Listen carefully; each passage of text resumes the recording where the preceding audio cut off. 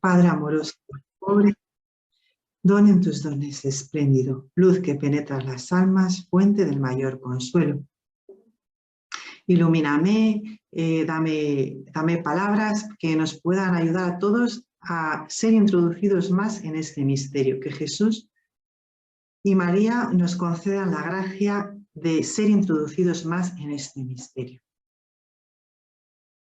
Este es el que tuvo que sufrir mucho y en muchas ocasiones, el mismo que fue asesinado en Abel y atado de pies y manos en Isaac, el mismo que peregrinó en Jacob y fue vendido en José, expuesto en Moisés, sacrificado en el Cordero, perseguido en David y deshonrado en los profetas. Este es el que tuvo que sufrir mucho y en muchas ocasiones. Seguimos meditando los misterios dolorosos de nuestro Señor Jesucristo, la pasión. El segundo misterio que nos indica la tradición del rosario es la flagelación. Pero dado que el segundo y el tercer misterio están íntimamente ligados porque suceden prácticamente en el mismo tiempo, en el juicio de Pilatos, Jesucristo es flagelado y posteriormente es coronado de espinas y después es expuesto. Pero ¿qué sucede? Que hay muchos acontecimientos anteriores que no están reflejados en estos dos misterios. Y como bien sabemos, cuando nosotros rezamos el rosario y meditamos en un misterio, pues los misterios son puertas que nos abren al resto del Evangelio, no son unos versículos cerrados y de ahí no puedo salir, no puedo meditar más, sino es más bien al contrario, son las puertas que nos abren los misterios de la pasión. Y por lo tanto, pues hoy nos vamos a centrar no tanto en este segundo misterio de la flagelación, que seguramente lo dé el próximo día porque hoy no me dé tiempo, sino los previos. Los previos son lo que sucede después de la oración del huerto de Getsemaní. Es decir, el prendimiento en la casa de Anás, cuando llevan a Jesucristo a la casa de Anás, la negación de Pedro, Judas, y si nos da tiempo, pues las burlas de Herodes. Son como, y también, por supuesto, el juicio de Caifás. Todo esto son acontecimientos muy, muy importantes que, como tal, en el misterio no están escritos, pero no nos importa porque sabemos que cuando se propusieron estos misterios a meditar, estaba toda la pasión expuesta. Tenemos mucho tiempo para meditar toda la pasión. Entonces, lo que decíamos, Jesucristo es el que tuvo que sufrir mucho y en muchas ocasiones. Ya en todo el Antiguo Testamento, siempre hablamos nosotros del Antiguo Testamento, el sufrimiento de Jesucristo ya estaba previsto. ¿En qué? Pues en todos sus profetas, en sus precursores, en la peregrinación de Jacob, en el sacrificio del Cordero de Moisés, en cómo Moisés tuvo que huir de Egipto y vivir en tierra extraña durante 40 años, más otros 40 años en el desierto, no vio la tierra prometida, cómo fue perseguido David por sus propios hijos, su propio hijo, cómo fue atado de pies y manos en Isaac para ser ofrecido en sacrificio, o cómo fue asesinado en Abel. La sangre de Jesucristo es una sangre que nos habla mejor que la de Abel. Y también recordamos que cuando nos metemos en un misterio tenemos que pedir ante todo la intercesión de María, que ella nos enseñe a ver todo lo que sucede con sus propios ojos, que ella nos abra esta puerta, ¿no? La puerta del misterio, y sobre todo aquí en la pasión, porque aparentemente María, pues no, efectivamente María en su cuerpo no sufre ningún rasguño, pero estamos entre el misterio del corazón de María. Mañana es la Virgen de Fátima, ¿no? Pues como ella nos hablaba de su corazón inmaculado, que está cercado de espinas, como el de Jesucristo, ¿no? Porque María ha compadecido a Jesucristo en todo el instante de su vida, le ha seguido íntimamente en su interior. Y entonces es la persona ideal y perfecta y la mejor que nos puede conceder la gracia de Jesús de ser introducidos en este misterio, ¿no? recordamos que siempre es algo que debemos pedir, porque más que Jesucristo quiere que nos introduzcamos, pero no quiere que violentemos el misterio, no quiere que le tratemos como fue tratado en su pasión, quiere que le tratemos con cariño, con cuidado y con respeto. Y esta es la manera por la cual Él nos deja entrar en su vida. Bien, pues no recordamos. Vamos a meditar un poquito acerca del dolor de Cristo. Todos estos misterios, desde luego vamos a hablar del dolor de Cristo, ¿no? Pero un momento nos vamos a centrar específicamente. Jesucristo tuvo dos tipos de dolores, ¿no? Y lo más importante que yo quiero que nos demos cuenta es los dolores de su alma, de su corazón.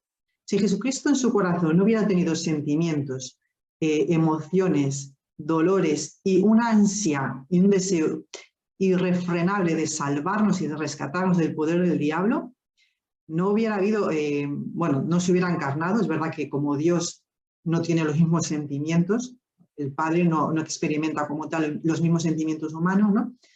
Pero el motivo de su pasión y de rescatarnos de las garras del diablo es por su corazón enteramente pasional y apasionado por rescatarnos, ¿no? No quiere absolutamente que vayamos al infierno. Jesucristo siente, decíamos, terror de vernos, de la sola posibilidad de vernos en el infierno, porque sabe que es real, que es para siempre, y nos ama, porque no solo somos sus criaturas, sino que estamos hechos a imagen y semejanza de Jesucristo. Es decir, somos sus predilectos por encima de los ángeles. Y eso es lo que el demonio no puede soportar. Entonces, el principal dolor de Jesucristo, y es quizá el que más se nos escapa de momento, porque... perdón.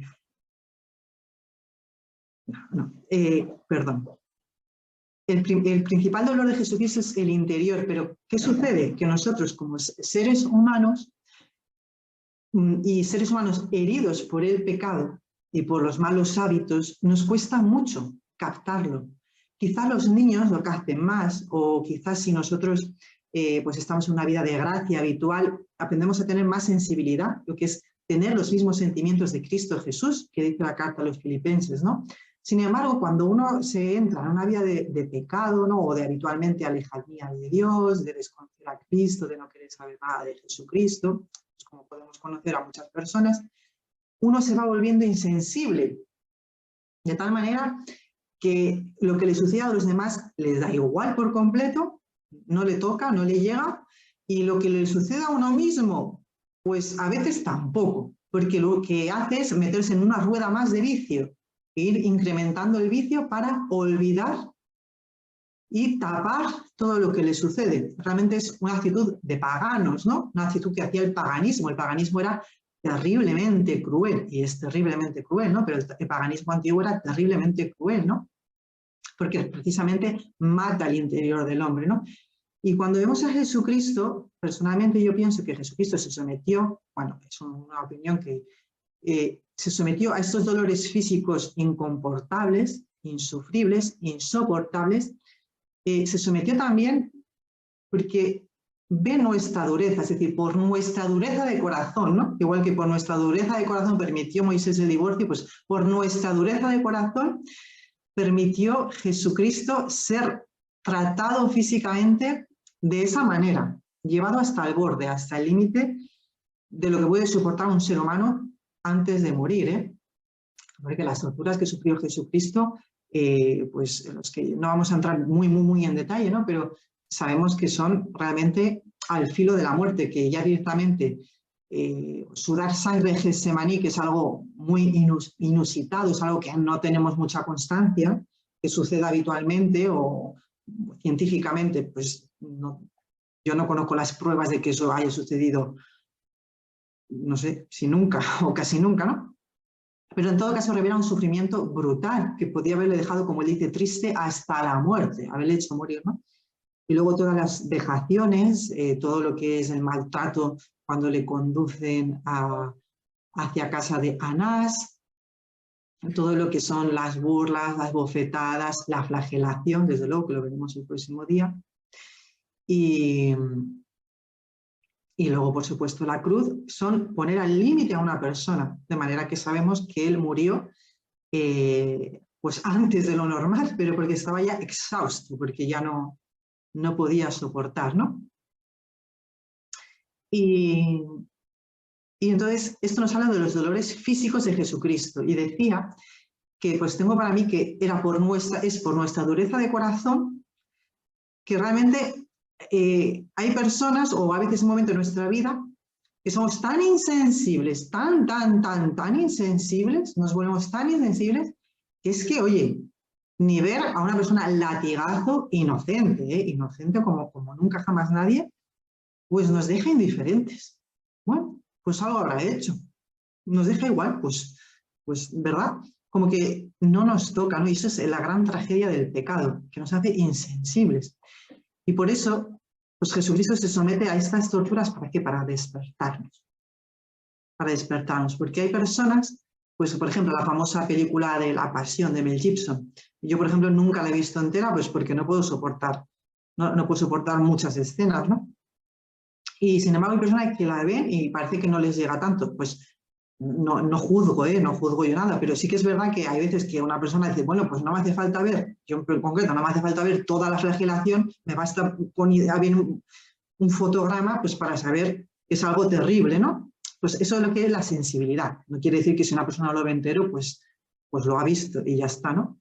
Pero que hay veces que no necesitamos verlo todo para imaginarlo, para saber que fue algo atroz. Y eso todo por mí, por mí. Esto es algo precioso que tiene pues San Ignacio, ¿no? Que yo personalmente pues es un santo que me gusta mucho, ¿no? Y él dice, cuando medita los misterios de la pasión, pues pedir a Jesucristo esto, ¿no? Es lo que le podemos pedir nosotros, que es una gracia. Jesucristo nos lo quiere dar, pero es una gracia que tenemos que pedir. Que eso es dolor con Cristo doloroso y quebranto con Cristo quebrantado. Dolor, lágrimas, pena interna de tanto dolor como Él y sufrimiento y quebranto como Él sufrió. ¿Por quién? Por mí. Por ese también, y por ese, pero por mí. ¿Por qué? Por mis propios pecados, los actuales, los que yo he cometido y los que seguiré cometiendo. Y aunque no los haya cometido, como hay santos, pues por ejemplo Teresa del Niño Jesús o muchos santos que han vivido pues desde niños con una santidad impresionante, el Padre Pío, etcétera, pues que realmente no tienen pecados graves en su vida, es que no los tienen, ¿no? Y eso es realmente una pura gracia del Señor, por mí, por el Padre Pío, por Teresa del Niño Jesús, por ellos y por mí, les preservó de pecados graves. Por pura gracia estáis salvados, nos dice San Pablo, por pura gracia estamos salvados. ¿Por qué? Por su pasión. Su pasión nos consiguió las gracias para ser preservados del pecado, para liberarnos de la esclavitud del pecado, y una vez liberados de la esclavitud del pecado, ser preservados en el futuro, ¿no? Por mí. Entonces, cuando contemplamos los misterios de la pasión de Jesucristo por mí, como que todo cambia. Ya no es una película que estamos viendo, algo que pues, sucedió hace muchísimo tiempo, sino que decimos, esto fue por mí, ¿no? Como que todo cambia, o sea, ¿por mí? ¿De verdad que por mí? ¿Estamos seguros que es por mí? Pues sí, es por mí. A mí la verdad que cuando la primera vez que oí esta expresión, eso fue por mí, pues aunque no hubiera habido ninguna persona más en el mundo, todos hubieran sido muy santos, pues por mí Jesucristo se hubiera sometido a todos los tormentos de la pasión, ¿no? Y por amor a mí, por amor a mí. Y entonces se somete a los sufrimientos físicos, que es lo más visible, como decíamos, ¿no? Lo más visible, pero es reflejo de su interioridad. Muchas veces en el pecado, ¿verdad? Pues hay muchas veces para llegar a las cosas gordas, ¿no? El terrorismo internacional, todo eso, tiene que haber pasado mucho pecado interior de muchas personas, mucho alejamiento de Dios, muchas confusiones, muchos errores, mucho odio, mucha venganza, para que se llegue a pecados grandes, el comercio de drogas, la prostitución internacional, todo se trata de como que se trata de blancas, la prostitución, ¿no?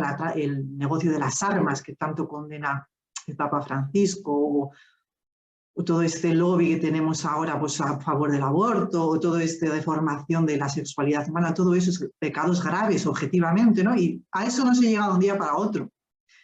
a las grandes guerras se va poco a poco, y eso se empieza por el interior. Sabemos, lo dice Jesucristo, es que lo de fuera no es lo que daña al hombre, es el interior, los malos pensamientos, las envidias, las codicias, todo eso es lo que después provoca lo visible, ¿no? Pero previamente hay un iceberg, un iceberg, o sea, hay 9 partes que están escondidas que no se ven, y lo que se ve, que es los golpes, la flagelación, todo eso, es solo una 10ª parte de lo que va por dentro. Y eso lo sabemos nosotros, ¿no? Nada que tengamos un poquito de experiencia de la vida, vemos que cuando algo sucede más gordo, cuando hay un adulterio o celos en un matrimonio, o sea, pues eso es que de atrás, eso no se improvisa, ¿no? Eso no es de un día para otro. Y entonces los dolores de Cristo fueron extremos por 2 razones, por su propia naturaleza, ¿no? Decíamos el sudar sangre y revela un dolor que a cualquier persona normal y muy sana psicológicamente le puede llevar a la locura, ¿no? Sabemos que un dolor extremo puede llevar a la locura, al suicidio, por puro, realmente, ¿no? Hay personas que han sido torturadas y no todas salen bien de la cabeza, ¿no? Porque es terrible. Bueno, Jesucristo ya está muy cansado, bueno, pues todo esto, ¿no?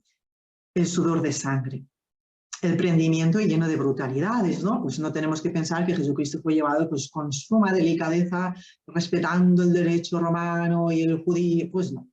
No, aquí era una cohorte romana que no tenía menor aprecio a la vida, y menos a la vida de un judío, que les tenía mucha rabia. Así que el prendimiento lleno de brutalidades, a trompicones, etc. Las vejaciones, los ultrajes.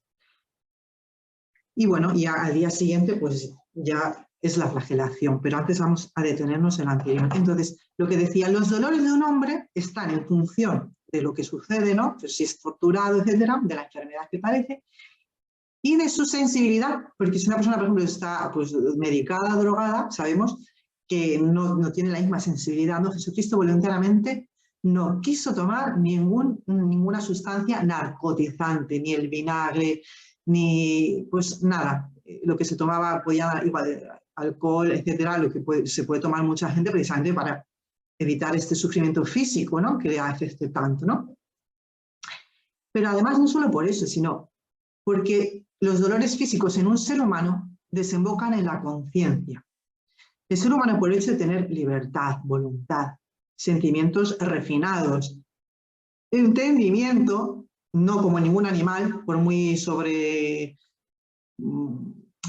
inteligente que sea el animal, no lo tiene, por el hecho de ser superior, los dolores físicos del hombre comportan un sufrimiento añadido mayor. Y es lo que nos sucede a nosotros, ¿no? Que decimos, pues tiene una enfermedad, pues qué sufrimiento. Pues claro que sí, tiene un cáncer, pues es un sufrimiento mucho mayor que si lo tiene el perrito. Escuchaba yo el testimonio de una persona, o el testimonio, ahora que están de moda cuidar a los animales, gastarse 6.000 euros en la operación de un perrito para salvarle la vida. Digo, Dios mío, nos estamos volviendo locos. Pues no, porque un perrito pues pasa su enfermedad, se muere y se acabó. No tiene conciencia, no tiene sentimientos, no tiene amor. No lo tiene. No tiene. Lo siento por los ecologistas o los que creen que los animales son igual que los hombres. De verdad que no. Entonces, en un ser humano, en un hombre, un sufrimiento físico, una enfermedad, un maltrato, tiene muchísimo más alcance, muchísimo más, supone un sufrimiento más que si solo fuera el sufrimiento físico. Y le da una tercera dimensión, ¿no? Y por eso, lo que decía, ¿no? Por eso, en un hombre, un sufrimiento físico, aunque solo sea físico, aunque no sea moral, el desarrollo normal de una enfermedad, pues supone una tercera, un salto infinito respecto a un animal. Por eso es verdaderamente atroz este culto a los animales que les llevan en carritos de niños pequeños. Yo me asombro, ¿no? Que yo lo he visto, que no me lo estoy inventando. Y por eso, nos dice aquí un autor, la pasión física de Cristo, aunque no haya sufrido todas las torturas posibles, aunque sí, desde luego, la sufrió al límite que puede sufrir todo ser humano porque tiene una salud perfecta, o sea, a un límite realmente muy refinado, a causa de la exquisita sensibilidad que tenía Jesucristo, como decimos, tenía una sensibilidad moral, humana, por encima de todo el mundo, es decir, no de la media, sino de todo el mundo, con María, ¿no? Por el hecho de ser Dios, pero no solo por el hecho de ser Dios, sino porque era impecable, entonces tenía la máxima sensibilidad posible que puede tener un hombre, ¿no? Lo mismo que le pasaba a María, ¿no? María era la Inmaculada, y como nunca jamás cayó en pecado, y siempre quiso acompañar la obra de redención de Jesucristo, tenía una sensibilidad extrema, como nunca jamás ningún ser humano ni la ha tenido, ni la tuvo, ni la tendrá. Y por eso los dolores de Jesucristo alcanzan un valor y ¿cómo decir? Una dimensión mucho más allá, casi infinita, diríamos, respecto, desde luego, a un animal y también respecto a nosotros. ¿Por qué? Por su impecabilidad, ¿no? Y porque Jesucristo continuamente está contemplando el rostro santo, santo, santísimo del Padre. Y él mismo es santo, santo, santo. Y como decíamos, pues el dolor físico de Cristo no es más que la suma, o sea, es decir, entregarse por nosotros y la consecuencia de su dolor por amarnos a nosotros. Por amarme a mí, Jesucristo se sometió a todas esas torturas, ¿no? O sea, el precio de mi vida es toda la sangre de Cristo, ¿no? Que nos dice San Pedro. Es que los han comprado pagando un precio por vosotros, que es la sangre de Cristo, no con oro o plata, con bienes corruptibles, sino con toda la sangre de Cristo. ¿Por qué? Porque Jesucristo quiso, por amor a mí, padecer todos estos dolores, a mí en particular, no en masa, como nos ven en la tele todos en masa, no, a mí, a usted, a ti. Y el alma de Cristo, pues es revelada en Getsemaní, como vimos el otro día. Mi alma está triste hasta la muerte, terror, miedo, espanto. Y también es revelada en el Calvario, cuando dice, Dios mío, ¿por qué me has abandonado? Sabemos que está recitando un salmo, ¿no? Pero en Jesucristo, pues, no hay exageración, no hay engaño, ¿no? No hay decir, bueno, pues estaba recitando el Salmo 21, pues porque tocaba. No, efectivamente es un salmo que está hablando claramente de su pasión, pero debemos pensar que este Dios mío, ¿por qué me has abandonado? Está expresando algo profundo de sus sentimientos. Pero un momento voy a explicar una cosa, para entenderlo bien. Lo cual nos revela que desde Getsemaní hasta el momento de su muerte, los sufrimientos del alma de Cristo, del corazón de Cristo, en todo momento fueron incomportables. Si los físicos ya fueron extremos, los del corazón fueron absolutamente que no lo podemos imaginar, ¿no? Y lo que decíamos el otro día, nos dice aquí el padre Mendizábal, ¿no? En su libro de los misterios del corazón de Cristo, dice, pues lo que dije el otro día, ¿puede hablarse de que Jesucristo sentía el rechazo del Padre? Pues no, porque el Padre siempre estaba con el Hijo, siempre, también cuando está en Getsemaní, cuando está en la cruz, jamás. Dice, por eso me ama el Padre, porque yo doy mi vida por las ovejas. Es impensable que el Padre se haya ido, lo que vimos, ¿no? El Padre está sufriendo con el Hijo, ¿no? Está padeciendo con el Hijo, ¿no? Le mira con infinito amor, pero Jesucristo, por amor a mí, ha permitido no tener experiencia del consuelo. Son cosas distintas, ¿no? En la sensibilidad que la realidad. El Padre está amando al Hijo y está sufriendo con él. Pero claro, como está sufriendo con él, no está experimentando el consuelo que yo puedo tener ahora al contar estas cosas, aunque yo pueda estar sufriendo por cualquier cosa. Es decir, yo tengo un sufrimiento y digo, pues Jesucristo me ha amado tanto y ha dado su vida por mí, de la manera que esto que yo estoy sufriendo ahora, pues él ya lo ha pasado, ¿no? Y eso supone para mí un consuelo. Pues Jesucristo, como está viviendo al filo del que nunca ningún hombre ha sufrido, pues también experimenta como este desamparo o desconsuelo, es que no tiene consuelo, ¿no? También porque ha querido experimentarlo a propósito, para que ningún ser humano, como decíamos, pueda decir, es que tú no me entiendes, tú no conoces ese sufrimiento mío. Y Jesucristo dice, vaya si lo conozco. Eres tú que no conoces el mío, ¿no? Que yo mismo te quiero conceder la gracia de que tú participes en mi pasión, de que tú te asocies a mi pasión, de que tú seas amigo y salves a las almas con ese sufrimiento que tú tienes. Pero ese sufrimiento que tú tienes yo ya lo he padecido antes. O sea que no... Entonces, lo que sí siente Jesucristo es cómo el hombre rechaza a Dios, a Jesucristo mismo, ¿no? Lo percibe de una manera, como decíamos, exactamente pues, brutal, ¿no? Este rechazo que él percibe a lo largo de su pasión, pues de todo tipo de hombres, ¿no? Desde el soldado, desde Anás, desde Caifás, desde los discípulos, este rechazo, esta soledad, las percibe hasta el fondo, que al final es una soledad, la soledad de Dios, ¿no? ¿Cómo abandonamos a Dios? Pues por lo que vamos a ver acto seguido, por el miedo, nuestros apegos mundanos, el apego al poder, por proyectos extraños de un pueblo, un mesianismo mal entendido, que al final todos son ídolos, son todo verdaderamente ídolos, cosas que se disuelven, y se disolvió porque el pueblo, Jerusalén fue destruido igualmente, ¿no? Pues todo este sufrimiento viene por el rechazo de Dios, ¿no? Y esto sí que a Jesucristo le duele profundamente, ¿no? O sea, como que a nosotros podemos imaginar, pues cuando a mí alguien me rechaza, ¿no? Siento un niño, por ejemplo, niños que a lo mejor en el colegio se ríen de ellos, pues qué sufrimiento, ¿no? Para ese niño, pues es un sufrimiento muy grande, ¿no? O a nosotros nos rechazan por cualquier cosilla, ¿no? Y ya nos duele. Pues a Jesucristo, que es Dios, se le rechaza muchas veces brutalmente, frontalmente, de manera solapada, pero brutalmente. Pues de ahí viene el tremendo dolor. Y lo mismo, pues lo que decíamos, lo que es las consecuencias del pecado, que es la muerte y todos los sufrimientos que vienen a través del pecado. Pues todo eso Jesucristo lo está padeciendo en su interior, ¿no? No hay ningún momento.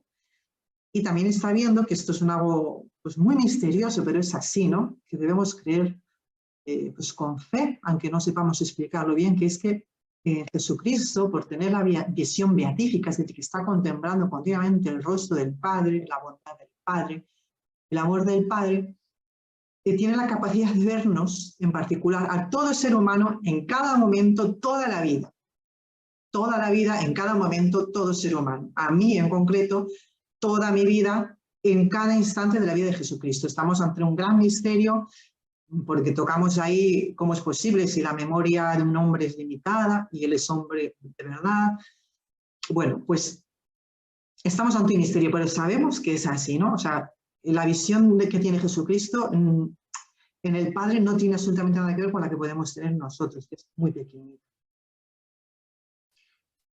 Y pues con toda explicación vamos un poquito introduciéndonos en, por ejemplo, lo que sucede después de Getsemaní, ¿no? Cuando viene Judas. Judas es un gran drama, ¿eh? Es un gran drama que ya digo que le puede pasar a cualquiera, ¿eh? Aquí nadie está libre de nada. El primer error que podemos pensar es que aquí nos salvamos. Pues no, en la actitud de Judas podemos caer todos. Si no tenemos cuidado, si no cuidamos nuestra amistad con Jesucristo, si nos dejamos llevar, si tenemos un pecado pues reiterado, que es oculto, pero que no acabamos de arrepentirnos porque no pedimos ayuda, todo eso es muy probable que nos acabe el hábito de la mentira, pues nos acabe llevando, por más que Jesucristo quiera sacarnos de ahí, nos acaba llevando a la traición más brutal y más, realmente dice, fijaos, Judas le delata y hasta este punto se deja manipular que por 30 monedas, que no es nada de plata, o sea, que no es nada, que la gente que tiene un poquito de dinero hoy pues puede tener mucho más de 30 monedas de plata. O sea, que por mucho que fueran entonces 30 monedas, que es muy poquito dinero, o sea, que realmente se ha vendido por la nada, pues se deja manipular hasta este punto por los sumos sacerdotes, que es que va él a la cabeza, nos dice el Evangelio de San Lucas. Iba a la cabeza llamado Judas, que podía haber dicho Judas, bueno, yo os digo dónde está, pero vais vosotros. Pues no, Judas iba a la cabeza. Y además, pues probablemente fue comisionado por los sumos sacerdotes a ver a los romanos para que los romanos le prestaran una cohorte de soldados. Me dijo una hermana el otro día, eran unos 500 soldados romanos, o sea, muchísimos, a lo mejor eran menos, es la cifra exacta no la sé, pero con un tribuno, o sea, con un soldado romano, o sea, que le habían pintado a los romanos como que era realmente alguien verdaderamente muy peligroso. Y además nos dice San Juan que fueron con faroles y antorchas. Las antorchas son para iluminar, pero los faroles son también para dar señales al palacio de Pilatos, pues se tienen que mandar refuerzos. O sea que, Dios mío, nos estamos volviendo locos, pues que no es para tanto, que Jesucristo se va a entregar voluntariamente. Vamos, que es para tanto, que es un hombre solo. Y 12 apóstoles de nada, sin armas. Y ahí se presenta, ¿no? Judas, el que lo iba a entregar.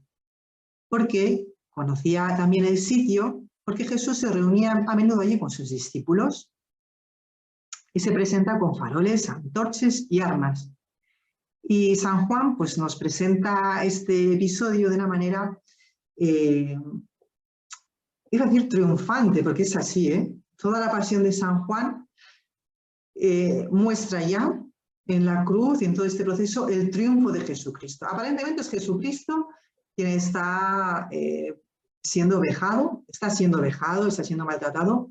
Sin embargo, San Juan lo presenta de tal manera que uno dice, bueno, ¿aquí quién manda? Pues aquí quien manda es Jesucristo. O sea, se ve claramente, ¿no?, que esto está claramente premeditado y quien domina la situación es Jesucristo. Y si Jesucristo permite que le peguen, es porque Él quiere. La hora, ¿no? Lo que decíamos, la hora ha llegado. Y cuando ha llegado la hora, Él quiere, ¿no? Acepta lo que el Padre ha dispuesto para nuestra salvación, pero quien manda es Jesucristo, ¿no? Como en todos los evangelios, San Juan nos dice que Jesús, sabiendo todo lo que venía sobre Él, se adelanta y les dice, ¿a quién buscáis?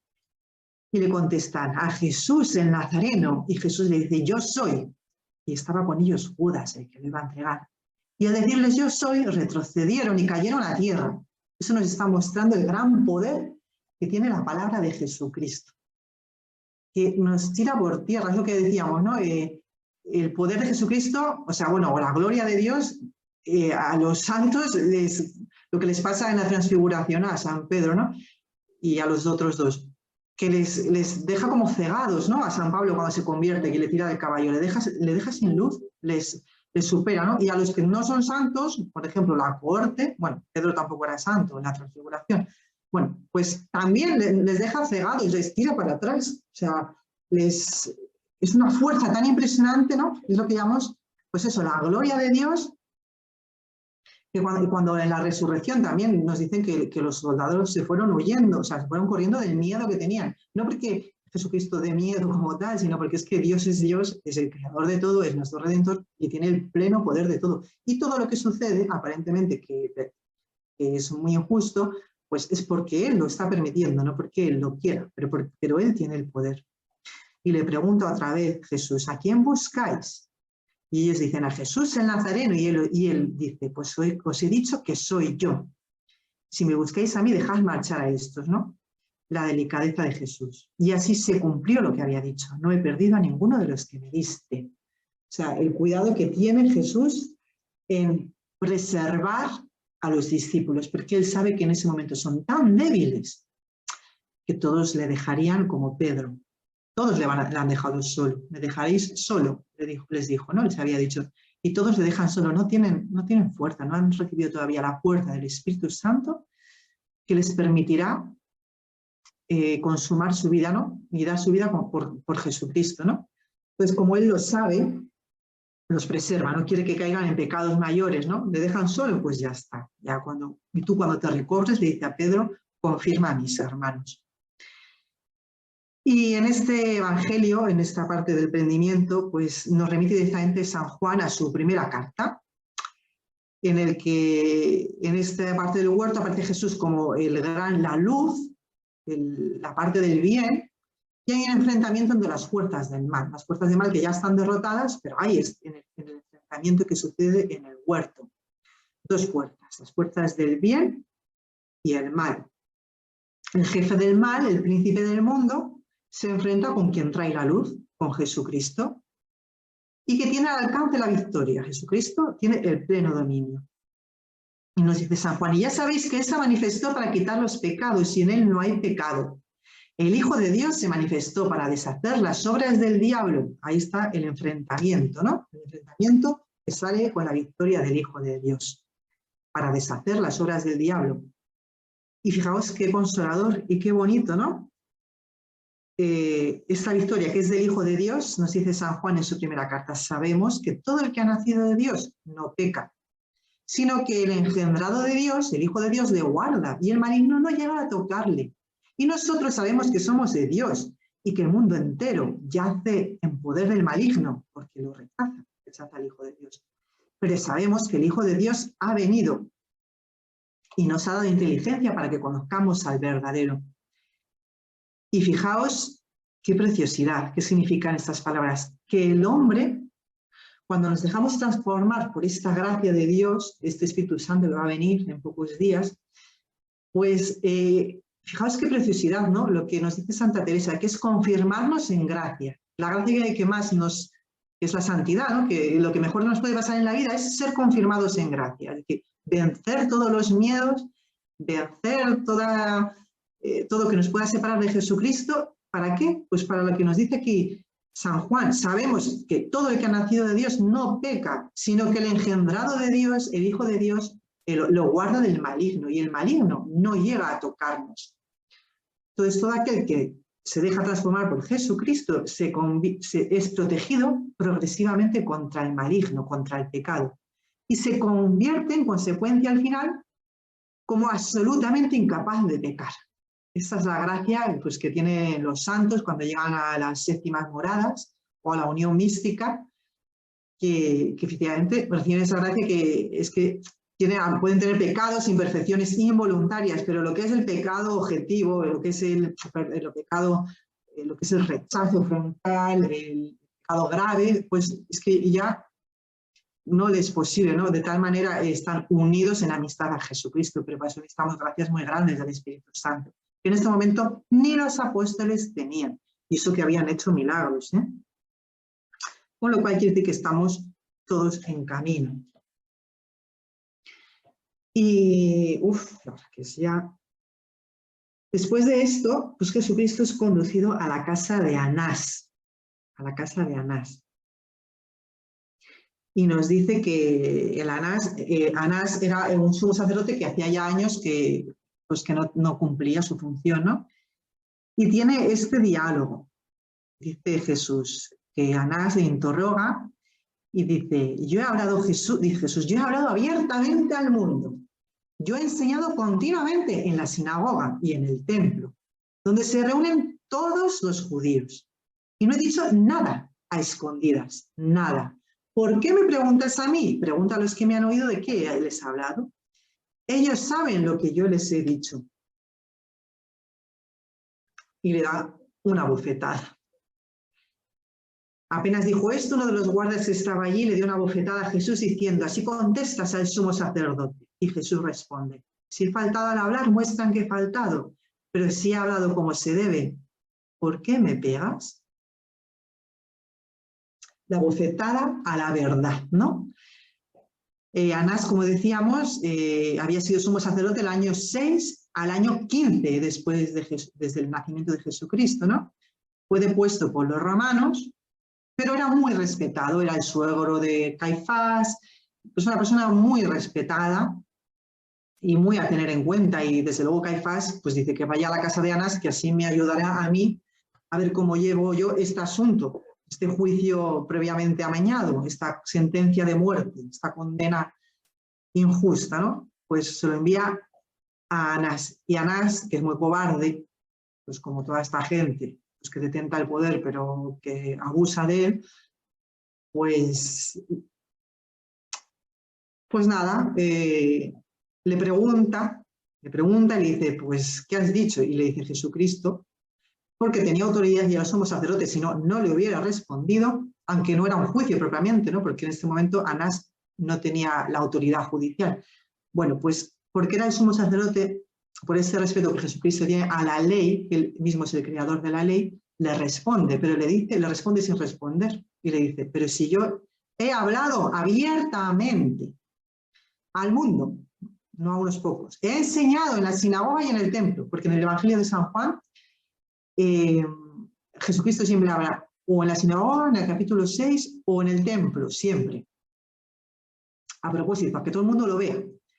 Y no he dicho nada a escondidas, todo el mundo sabe lo que yo he dicho. ¿Por qué me preguntas a mí? Si tú eres juez, Tienes que investigar y tienes que buscar tú,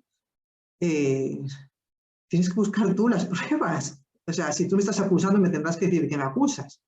No puedes llevarme a decir, ¿y de qué hablas? Pues de qué me acusa usted, ¿no? ¿Verdad? Eso es lo normal en cualquier procedimiento. Aquí vemos que a Jesucristo le hacen injusticia tras injusticia. Y Jesucristo dice, pregunta a los que me han oído, ellos saben los que yo he hablado. Y ellos saben lo que yo he dicho. Y luego cuando le da una bofetada dice, pues si he faltado al hablar, muestran qué, pero si he hablado como se debe, ¿por qué me pegas? El hablar, ¿no? El hablar, decir, enseñar y doctrina, son las palabras claves. Pues aquí está la bofetada a la verdad. En este evangelio está Anás, está el siervo y está pues un tipo de gente que podemos también entrar nosotros o de personas o de momentos de nuestra vida en el que negamos que hay una verdad. Jesucristo aquí se presenta como el que revela la verdad, ¿no? La verdad no es solo la verdad objetiva, psicológica, ¿cómo se dice? Filosófica, no es la verdad solamente histórica, que también, por supuesto, una verdad lógica, desde luego, una verdad científica, desde luego, sino es una verdad que es Jesucristo mismo. Jesucristo habla de sí mismo como el que revela la verdad. Quien se encuentra con Jesucristo encuentra todo, toda la verdad. Y entonces es la concatenación de verdades. Jesucristo nos va llevando de una verdad a otra, de una verdad a otra, y todas son verdad, no hay mentira en Jesucristo. Entonces, vemos aquí, pensamos inmediatamente en Pilatos, la famosa respuesta, pero ¿qué es la verdad? Y a mí esto me estremece, a mí esto realmente ¿qué es la verdad? Uno se queda pensando en Pilatos y dice, pero Pilatos, precisamente porque tú no reconoces que hay verdad, te comportas como un miserable, porque tú sabes que hay una verdad. Y esta verdad, en este momento se está presentando como un hombre absolutamente inocente. Y lo sabes porque lo quieres salvar 8 veces. Intenta salvarlo, he contado yo, 8 veces en total, directa o indirectamente. Lo sabes, eso es una verdad objetiva que se presenta a tu mente. ¿Por qué no le salvas? ¿Por qué? Porque has renunciado a la verdad. Porque hemos renunciado a la verdad, muchas veces caemos en el pecado, en el rechazo a Jesucristo directamente, ¿no? Y una verdad, pues normalmente nosotros nos estamos moviendo por verdades, porque si no nos volveríamos todos locos, pues mañana va a amanecer, la tecnología, el ordenador, pues son verdades científicas. Bueno, pues lo mismo sucede con las verdades de fe. La verdad de fe no es si quiero, si yo lo creo, es verdad, y si no lo creo, no es verdad. No, la verdad de fe es que es verdad, verdad, verdad, siempre, aunque no lo creas. Si no lo creas, uno tiene que revisar por qué no lo cree, porque es verdad. ¿Ves? O sea, es una verdad objetiva. Es verdad que cuando uno investiga, o un teólogo, o cuando hay cosas que están en discusión, y eso es totalmente cierto, por supuesto, pero hay veces que es que las cosas son muy claras y los dogmas están ahí, y oye, pues que no, que uno retuerce las palabras, los significados. Yo recuerdo una conversación que yo tuve, yo me quedé pues a cuadros, me decía, es que el credo es distinto en África que en España, se entiende de manera distinta. Digo, no, perdón, el credo es igual en toda la iglesia. Claro, pero es que en África hay otra mentalidad y otra cultura. Bueno, pues sí, hay otra mentalidad y otra cultura, pero que Dios es Dios, luz de luz, Dios verdadero, engendrado, no creado, me da igual que esté en África, en Sebastopol, que en China, que en Pekín, que es que esto es así, de verdad. Otra cosa es cómo profundizo, pero profundizar en un dogma no significa negarlo ni cambiarlo, significa profundizar.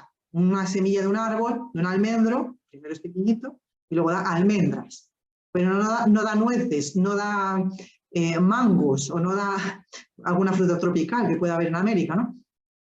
Pues no, da almendras y no puede sacar uno manzanas. Pues lo mismo, cuando uno profundiza en la verdad de Jesucristo, uno no puede inventarse... Es decir, que si uno se inventa cosas, pues cae en el error o en la mentira, ¿no? Y esto es lo que sucede, pues, a Anás, ¿no? Que hablaba yo el otro día, y decía, pues, Anás no cree en la resurrección de Jesucristo, porque en la resurrección de los muertos, porque no creían los sacerdotes en la resurrección de los muertos. Y uno dice, bueno, pues, ¿en qué creían? ¿En qué creían? Porque no tenían visión sobrenatural, alguna de nada. No tenían visión sobrenatural. ¿En qué creían? Eran los sumos sacerdotes, los elegidos realmente, o sea, porque era por la ley de Moisés, era así, pero realmente no tenían fe. no tenían fe. Entonces creían ¿en qué? En un ídolo que se habían hecho, ¿no? El ídolo del mesianismo de su pueblo. Pero realmente era una falsedad. Han rechazado la verdad, ¿no? Yo también pues me quedé muy impresionada. Benedicto XVI me gusta mucho, ¿no? Pero yo no le conocía, yo tenía muy mal concepto de él. Y cuando, antes de ser elegido papa, pues cuando cierran las puertas del cónclave, él dijo unas palabras, las últimas, que yo no las he vuelto a ver, salí por la tele, pero las dijo en directo. Decía, en estos tiempos nos encontramos en la dictadura del relativismo, y dijo el relativismo de la verdad, ni siquiera dijo el relativismo moral.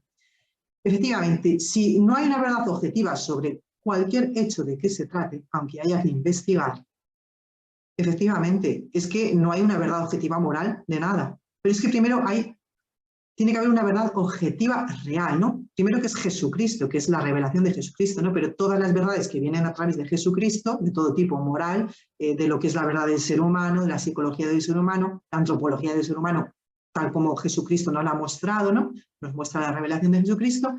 Todo esto, si directamente se niega, pues lógicamente toda la moral cae por tierra. Pues esto es lo que le sucede a Anás y a este soldado, que rechazan, son tipología de personas pues que rechazan, o que podemos rechazar, que hay una verdad objetiva, bueno, que es Jesucristo, pero que existe una verdad objetiva, entonces, bueno, pues ya da igual dar una bofetada.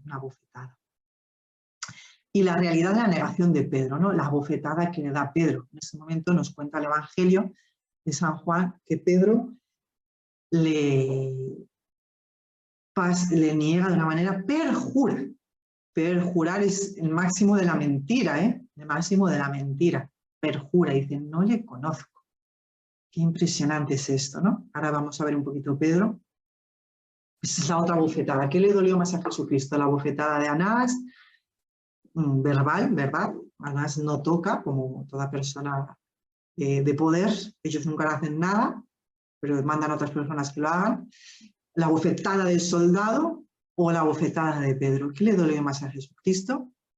Pues, sin duda alguna, la bofetada que sabía que nosotros íbamos a cometer, nosotros que le seguimos de cerca, ¿no? Es lo que más le duele a Jesús. Y luego vemos un detalle que a mí pues, me parece pues, muy precioso, que es la respuesta que le da Jesucristo al soldado, ¿no? Al siervo de Anás. Le dice, ¿pero por qué me pegas? O sea, si he hablado mal, pues dime en qué, pero y si no, ¿por qué me pegas? O sea, es el asombro de Jesucristo ante nuestra necedad, ante este rechazo brutal, absurdo, ilógico de la verdad. Y es que a mí me gusta mucho, porque Jesucristo nos había enseñado, si alguien te pega en una mejilla, pues le ofreces la otra. Y uno dice, bueno, pues ahora Jesús nos va a enseñar cómo se ofrece la otra mejilla. Y nos lo enseña muy bien. Dice, bruto, ¿no te das cuenta que me estás golpeando sin razón, sin justicia? Si he hablado mal, dime en qué. Pero si no, ¿por qué me pegas? ¿Por qué me pegas, no? Esta es la gran pregunta que nos puede hacer Jesucristo. Y esa es la manera que tiene Jesús de mostrar la otra mejilla. Se expone a que le vuelvan a pegar. ¿Pero para qué? Para salvar a este siervo de esta actitud que no tiene ningún sentido, ¿no? Y de trabajar en la casa de Anás, que debía ser una desgracia, porque si para quedar bien con Anás tiene uno que comportarse así, pues mejor no trabajar para Anás, ¿no? Y es la misma pregunta que nos hace Jesús. Dice, pueblo mío, ¿qué te he hecho? ¿En qué te he ofendido? Por favor, contesta, dímelo, contéstame, ¿no? ¿Qué nos ha hecho Jesucristo? Porque claro, uno empieza a hablar con mucha gente que a lo mejor tiene pues eso, una mala experiencia de la iglesia, y dice, pues sí, es verdad, tienes una mala experiencia objetiva, te trataron mal, te dieron a ti una bofetada cuando eras pequeñito, injustamente, pero la pregunta no es eso, la pregunta es, ¿qué te ha hecho mal a ti Jesucristo? Jesucristo en concreto, ¿qué nos ha hecho mal? ¿Qué me ha hecho mal a mí Jesucristo? ¿Qué me ha hecho a mí de mal Jesucristo? Para rechazarle, para despreciarle, para ignorarle, para poner a su iglesia, hablar mal, todo lo que pueda mal de la iglesia, y mucho más peor, por una cosa que me pasó hace 50 años. Bueno, pues seamos un poquito más objetivos, ¿no? Busquemos un poquito más la verdad, ya que tanto hablamos de tolerancia y muchas cosas, ¿no? Bien, pues nos quedan 10 minutos. Tenemos por hablar de Pedro, del juicio de Caifás y de Judas, ¿no? Bueno, pues vamos a centrarnos un poquito en Pedro, aunque dejemos el juicio de Caifás un poquito de lado si no nos da tiempo, pues porque Pedro, la verdad que es un caso que nos puede ayudar mucho, ¿no? A nosotros. Bueno, Jesucristo queda en soledad esta noche y estamos seguros, con absoluta certeza que hay una persona que siempre le está acompañando, una persona que esa noche no se ha quedado dormida, que es su madre. Su madre lo más seguro es que está en esa noche por ahí en el palacio de Caifás, escondida en cualquier lado, lo más cerca posible físicamente de Jesucristo, ¿no? Jesucristo esto lo sabe y mira, por lo menos tiene ese consuelo. Sabe positivamente que su madre está sufriendo con él con la misma intensidad que él, en el sentido de que es la Inmaculada y en el sentido de que ella tiene el mismo deseo que Jesucristo de rescatarnos a todos del diablo, ¿no?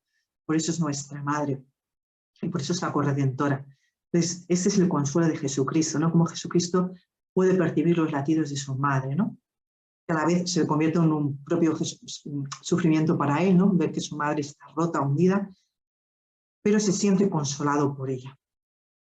Pues esta es nuestra vida de discípulos, ¿no? Y decimos pues que Pedro niega a Jesús, ¿no? Y el Evangelio de San Marcos lo pone como reflejado con mucha claridad, ¿Por qué? Marcos era el que escribía las palabras de Pedro, ¿no? Digamos, el escribano de Pedro. Pedro era predicador y Marcos escribió el Evangelio de lo que decía Pedro. Y estamos convencidos de que lo pone tan claro, su negación, dice que estando Pedro abajo en el patio, llegó una de las criadas del sumo sacerdote y al ver a Pedro calentándose, lo miró atentamente y le dijo, ¿también tú estabas con Jesús de Nazaret? Pero él lo negó. Ni sé ni entiendo qué me dices, y se salió afuera del portal y entonces cantó el primer gallo, un gallo.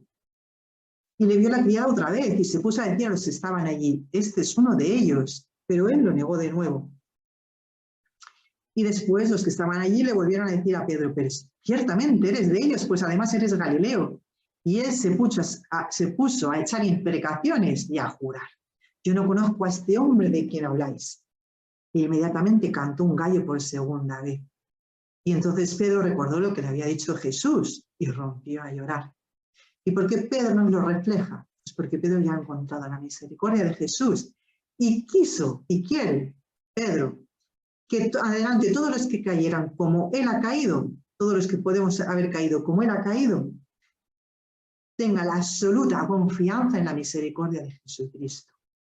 Que la palabra desesperación ni pase por su mente, ¿no? Es decir, tal y como Jesucristo levantó a Pedro, él lo había querido reflejar de tal manera que se vea de tal manera mi ignominia, o sea, que se vea de tal manera lo mal que me comporté, el perjuro que hice, que se vea de tal manera, no me importa que yo quede mal, con tal de que se vea la misericordia de Jesucristo, ¿no? Qué preciosidad. Y vemos que Pedro se vio asediado por el miedo, esta pasión que podemos tener, que en principio es buena, el miedo, porque nos puede librar de un mal objetivo, ¿no? Pero en este caso el miedo se le convierte a Pedro en su piedra de escándalo. Y eso le pasa porque no se conoce a sí mismo. Esto nos puede pasar a cualquiera, ¿no? Que pensamos que queremos mucho al Señor, pero no le queremos de verdad, sino que le queremos un poco, pero no mucho. Y entonces, pues, Pedro está sin estar. Dice que le seguía de lejos. Es la ambigüedad en la que nos vemos muchas veces los cristianos, ¿no? Es decir, sí, soy cristiano, pero que no se me note mucho, ¿no? Que no me vean, porque esto es el miedo, y entonces el miedo se va apoderando de Pedro, ¿no? Entonces tenemos que tener mucho cuidado con esta pasión del miedo cuando nos oculta, nos hace ocultar nuestra condición de cristianos, porque fácilmente nos lleva a la apostasía. Es el primer paso a la apostasía. Primera pregunta, primera persona que nos pregunta, ¿eres cristiano? No, no. Es la palabra de no sé. Una cosa pues muy típica, pues no sé. Y nos pensamos que así esquivamos un peligro. Pues no esquivamos ningún peligro. Estamos en una dinámica de pecado que nos va a llevar a otro pecado mayor, a otra mentira mayor. ¿Por qué? Porque va a venir otra persona que nos va a poner en otra situación peor. ¿Y qué hacemos? ¿Qué hacemos? Si ya la primera hemos dicho que no, en la segunda, ¿qué vamos a decir? Efectivamente, la mujer insiste.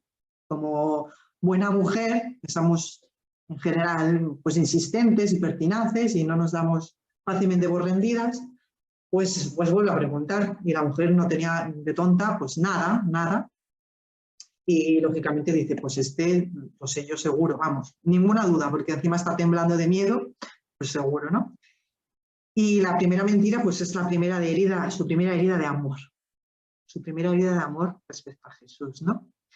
Pero la segunda mentira, pues tiene que ser mayor que la primera. Y la tercera ya es un perjurio, es lo máximo que se puede hacer, ¿no? Y Pedro no es alguien malo, no tiene el corazón malo, lo sabemos. Es alguien pues frágil, cobarde, alguien que no se conoce a sí mismo. Y esto nos enseña mucho a nosotros. Pues porque nos podemos parecer mucho a Pedro también. Y aquí, pues lo que le sucede a Pedro es lo que nos puede suceder a cada uno de nosotros, ¿no? Entrar en una dinámica de pecado, de negar a Jesús, decir, bueno, yo soy cristiano, pero que no se me vea. Y la realidad es que acabamos, pues peor que un pagano. Peor que un pagano, pero por miedo. Acabamos arrastrándonos de una manera por miedo, ¿eh? Todo por miedo, porque realmente no tenemos nada a cambio. Y aquí vemos esta mirada, la misericordia de Jesús. Nos dice San Lucas que el Señor se vuelve, le echa una mirada a Pedro. Y Pedro se acordó de la palabra que le había dicho y saliendo fuera lloró amargamente. Pues esta mirada, ¿no? Es la misma mirada que nos echa Jesucristo a cada uno. Es la misma. Esa mirada con la que nos miró una vez y nos dijo, o sea, nos miró, no nos dijo nada, nos miró y que no notamos nada de rencor, nada de ira, nada de reproche, solo un amor herido, de decir, pero ¿qué te he hecho?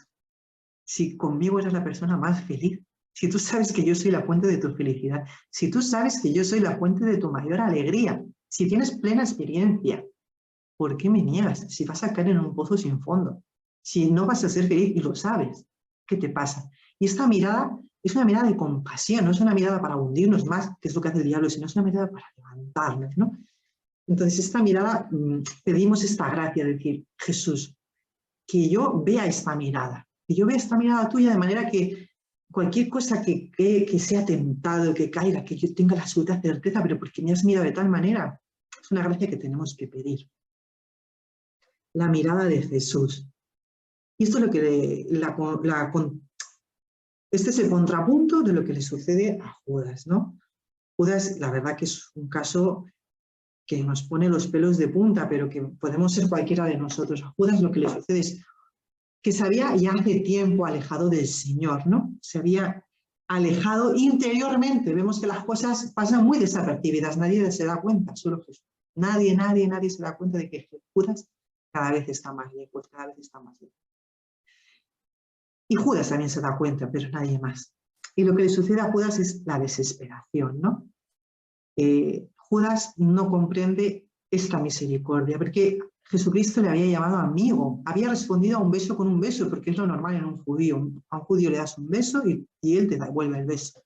Pero Jesús no se queda así diciendo, no, me ha dado un beso, ¿no? Sino le da un beso. Y le llama amigo, ¿para qué? Para que tenga la plena certeza, Judas, de que realmente Jesús quiere que sea su amigo, ¿no? Porque para Jesús quiere ser amigo suyo. Pero Judas no comprende la misericordia, ¿no? Y nos dice que se acusó, devolvió las 30 monedas de plata y dijo a los sumos sacerdotes, he pecado entregando sangre inocente. Y fijaos la frialdad y la dureza de los sumos sacerdotes, hasta qué punto se puede llegar y podemos llegar, ¿no? ¿Y a nosotros qué? Tú verás. La absoluta indiferencia. Pues es que estos sacerdotes de ahora, de entonces, que podemos caer en lo mismo, en una absoluta, bueno, pues tú sabrás lo que tienes que hacer, ¿no? Y él se ahorcó, cayó en la misericordia. Es la antítesis, el comportamiento de los sacerdotes es la antítesis del comportamiento de Jesucristo. Si Judas hubiera ido a tirar las monedas a Jesucristo, todo hubiera sido de manera muy distinta, porque Judas hubiera visto también la mirada de Jesucristo. Y bueno, ya para terminar, por la hora que es, no vamos a ver hoy el juicio de Caifás, no pasa nada. Pero bueno, sobre todo que caigamos en la cuenta de esto, ¿no? Que mientras nosotros no toquemos la misericordia de Dios en nuestra vida, pues nos puede pasar exactamente lo que le pasó a Pedro, que decía, Pedro, pues yo negarte a ti, pues jamás, porque no se conocía a sí mismo, ¿no? Y nos dice Isaías, venid y litigaremos juntos y discutiremos, porque aunque vuestros pecados sean como escarlata, quedarán blancos como la nieve, aunque sean rojos como la púrpura, quedarán como lana. Aquí está la misericordia de Jesucristo. Una sangre que habla mejor que la de Abel, como hemos dicho, ¿no? Y como nos dice San Pablo, en el caso de que nos condene nuestro corazón, Dios es mayor que nuestro corazón, lo conoce todo. Creemos en la misericordia de Dios, y nos dice San Juan. Nosotros hemos conocido el amor que Dios nos tiene y hemos creído en Él, lo hemos tenido experiencia y he confiado en el amor de Jesucristo, ¿no? Pues esto es lo fundamental en nuestra vida, tener esta experiencia. Mientras no nos creamos esto, podemos decir, ¡uf! ¡Qué persona! Fíjate lo que ha hecho, ¡qué malo Judas! Y no caemos en la cuenta que nos puede pasar lo mismo, ¿no? Que podemos caer en la misma dinámica del pecado. Entonces, tenemos que pedir esta gracia a Jesucristo, decir, que yo comprenda tu misericordia. Cómo tú me has rescatado hasta entonces de caer en pecados graves, pues como Anás, como Judas, ¿no? Tú me has rescatado, como Pedro, tú me has rescatado, pues sígueme rescatando, ¿no? Que tu misericordia siga siendo presente y que yo no me crea absolutamente nunca que yo soy mejor que toda esta gente, sino que tú me estás rescatando continuamente con tu misericordia. Bueno, pues lo dejamos aquí y si alguien quiere comentar algo, pues aquí encantada de escucharos y de